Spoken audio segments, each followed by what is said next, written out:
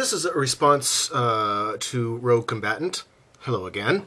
And this is for your latest video, Create Your World. And you just happened to touch on my favorite topic of all time, genetic manipulation or gene doping. You were asking if it's even possible, and it has been done already, and it's been done for quite some time, and they're perfecting it.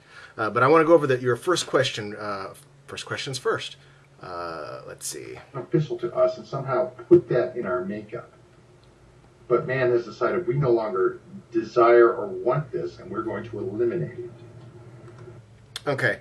That was about your question, should we eliminate the religion gene? And it's a nice thought to be able to just get rid of a gene that says you're not going to believe in the supernatural or things that can't be seen or proven. Mostly proven. I did read that study. It was some time ago. And if I remember right, that gene also has a direct link to imagination. It was the same gene that, when you hear a rustle in the bushes, leads to you to imagine a lion or a tiger jumping out and eating you, so you run away. Whereas if we didn't have that imagination gene, we'd hear a rustle in the bushes and go, hey, what's that? And then, brah, we're dead. So it was a life-saving device out in the woods when we were part of the food chain officially. So getting rid of the religious gene would also get rid of our imagination. And without imagination, the world would be extremely dull. And not only would we not have religion, we would also not have science, because most science stems from the exact same gene, imagination. If we can imagine something to be true, we can then attempt to either prove it, try it, make it, what have you.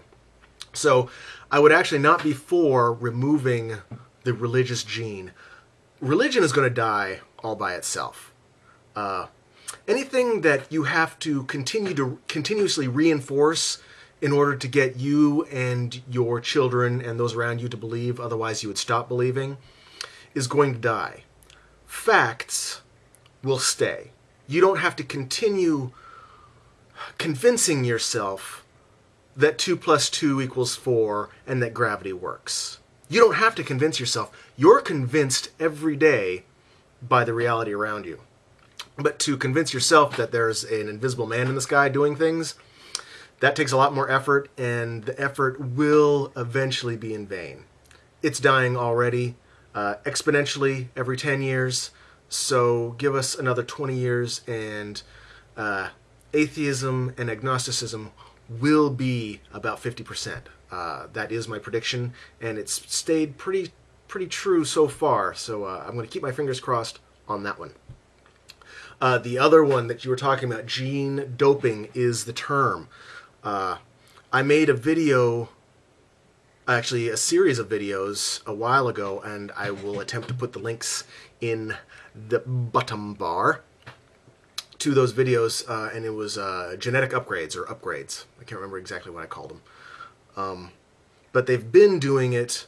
Last year they had a trial or a study where they took 12 children, I believe ranges like 8 to 17, somewhere around there, that had a congenital defect that caused them all to be blind.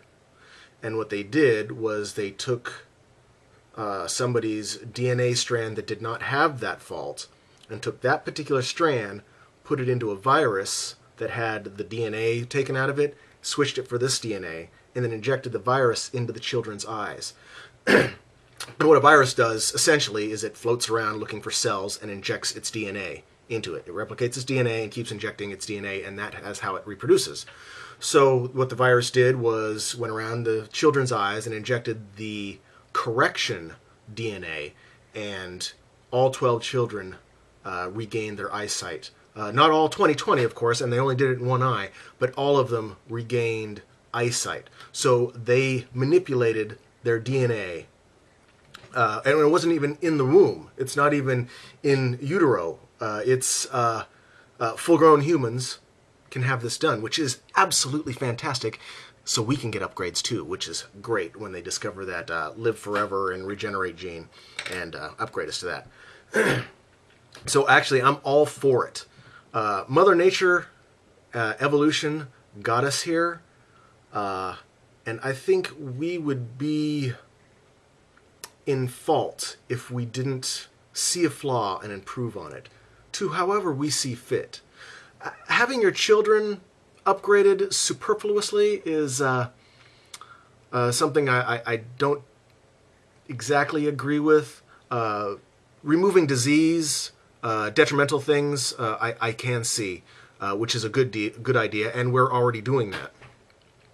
But to pick how tall and what color and sexual orientation that you want your child to have when they're born, I don't think that should be up to you. I think when your child hits the age of reason, legally, they should decide for themselves. But if your child's going to be born autistic or retarded or have some sort of life-threatening defect, disease, that kind of thing, it's your obligation to make sure that you have the healthiest child you can. You would take your child to the hospital when they're injured, I would hope, and actually I know you would. But I should say, and you would make sure they have the best care possible. You should do the same even before they're born. But each of us should have the right to decide our own course genetically. But I'm all for it. And it's going to happen. The good will happen and the bad will happen. And I'm just tingly thinking about it.